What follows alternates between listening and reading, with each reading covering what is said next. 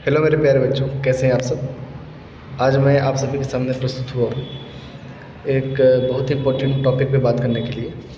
जैसा कि आप सबको पता है कि सीबीएसई का जो मैथ्स का एग्ज़ाम है क्लास 12th का 8th को है एंड क्लास 10th का 10th मार्च को है। तो उसी के रिस्पेक्ट में बीइंग अ मैथ्स टीचर मैं आपके सामने थोड़ा सा गाइडेंस देने के लिए आया हूँ।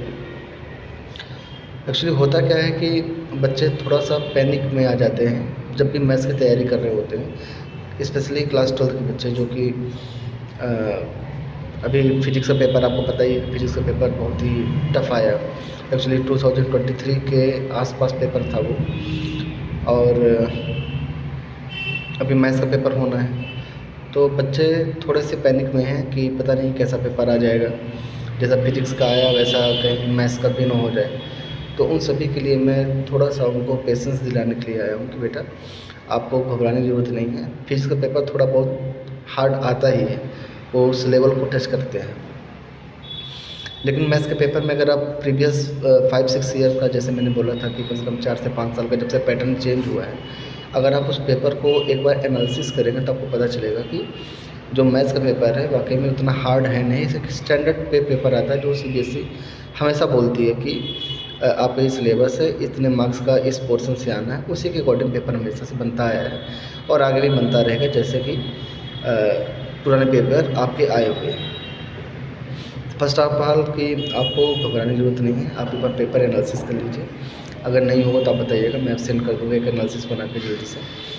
और मैथ्स में आप स्पेशली पहले आप एनसीईआरटी प्रॉपर्ली फिनिश करो। आपने, जैसा कि उम्मीद है कि आपने कर भी ली होगी, अगर नहीं भी किया तो एक बार एनसीईआरटी प्रॉपर देख लो, है ना।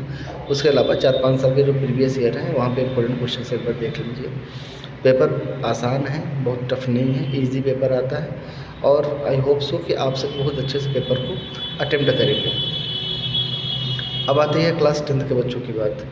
क्लास 10th के बच्चे पहली बार बोर्ड में अपीयर हो रहे हैं, तो उनके लिए थोड़ा सा और डरावना सा ये मंज़र है कि अभी तो सारे पेपर ठीक ठाक ही गए हैं।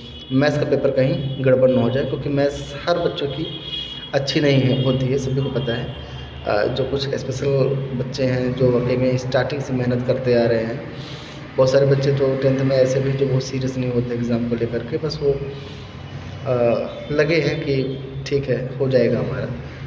तो उन बच्चों के लिए भी है कि जो बेसिक वाले हैं उनके लिए तो कोई दिक्कत नहीं है। पेपर एकदम प्योर एनसीईआरटी से ही आता है, ज़्यादातर पोर्शन एनसीईआरटी से आता है, बाकी डेटा चेंज होता है। पेपर के स्टैंडर्ड बहुत ज़्यादा नहीं है। अगर आपने अगर एक बार अच्छे से एनसीईआरटी पढ़ी हुई है तो आप देख पाओगे कि you are able to solve maximum number of questions, है ना। बहुत सारा चीज़ इधर उधर से नहीं है, थोड़ा बहुत चीज़ें तो आएंगी ही। एक्चुअली डेटा चेंज होके आता है, बाकी तो पोर्शन जो है आपके एनसीईआरटी में अवेलेबल है। स्टैंडर्ड वालों के लिए स्पेशली थोड़ा सा रहता है कि paper as it is NCERT से तो आएगा नहीं, क्योंकि स्टैंडर्ड ही है, उसका नाम ही स्टैंडर्ड है।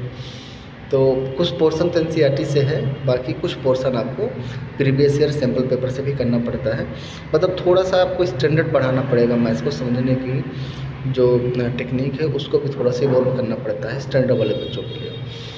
तो आपको घबराने की ज़रूरत नहीं है। 4-5 साल के प्रीवियस ईयर जब से पैटर्न चेंज हुआ, एक बार ज़रूर उसको देख लें, आप समझ पाएंगे कि पेपर उतना भी टफ नहीं है जितना हवा लोग बनाते हैं, जितना हाइप क्रिएट करते हैं उतना टफ नहीं आता है पेपर। एक अगर आप अच्छे स्टूडेंट रहे हैं तो ये मान के चलिए कि 80 में 70 मार्क्स लाना बहुत टफ चीज़ नहीं है ना। चाहे वो बेसिक वाले बच्चे हों, चाहे वो स्टैंडर्ड वाले बच्चे हों, ईजिली वो दे कैन स्कोर 70+ और 70 के आसपास वो मार्क्स गेन कर सकते हैं। बाकी जो अच्छे बच्चे हैं वो 80 आउट ऑफ 80 भी करते हैं, 75+ करते हैं।